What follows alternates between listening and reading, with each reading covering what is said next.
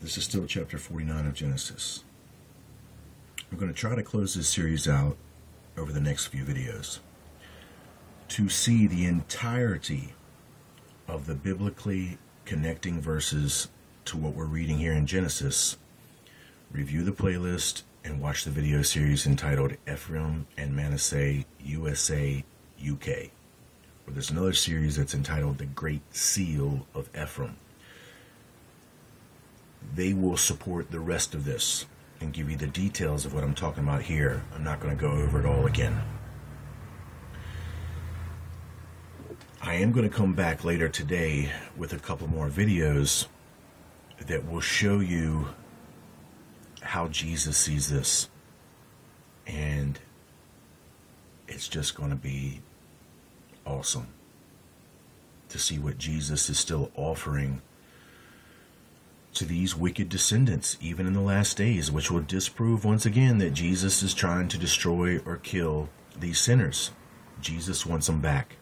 His perfection and his love will bring them back, just as you see him declare.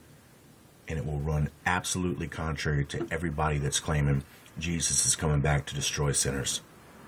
It will prove them all wrong, very simply. So, just keep in mind, review the Ephraim and Manasseh series to see how all this follows up. The Shiloh, in reference here, that the scepter will be given to and they're going to try to gather the people to, is the Antichrist. Now, who is responsible for doing this work to make this happen throughout the ages? Well, it's the descendancy of Joseph. In other words, Ephraim and Manasseh. Joseph is a fruitful bough. This is talking about his descendants, Ephraim and Manasseh, of which Jacob described as being multitudes of nations, right here in verse 19.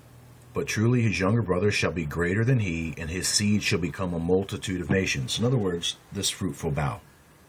Okay, so the descendancy of Joseph, more importantly, Ephraim, who is now, by Jacob's own words, become Israel. He is the leader of Israel itself. In other words, the 10 tribes that have fallen under or fallen unto idolatry. As you go down here, you're going to continually see this symbolism that they have with this deep that lieth under. And of course, that's the abyss. That's the bottomless pit. And that's where we see they get blessed from this Apollyon in Revelation.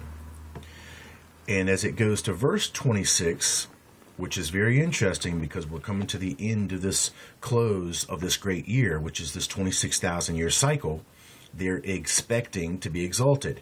The blessings of thy father have prevailed above the blessings of my progenitors, unto the utmost bound of everlasting hills. They shall be on the head of Joseph, and on the crown of the head of him that was separate from his brethren.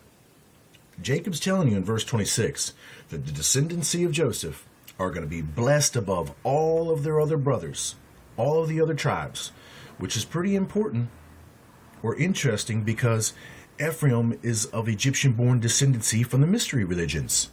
Jacob is blessing him because he is of this royal bloodline of this Egyptian descendancy. Whether you guys can absorb that or not, that's what's happening. And it describes this crown on the head of him that was separate from his brethren. The crown can be symbolized as the Capitol. The Capitol building, the White House of the United States. A capital is also a crown. And we know that they're expecting to become kings in this kingdom age and reign with their Antichrist for 1,000 years, which is all tied up into the symbolism of the purple, which is the last chakra, the crown chakra. And for some of you who have been following this channel, that actually makes sense to you right now.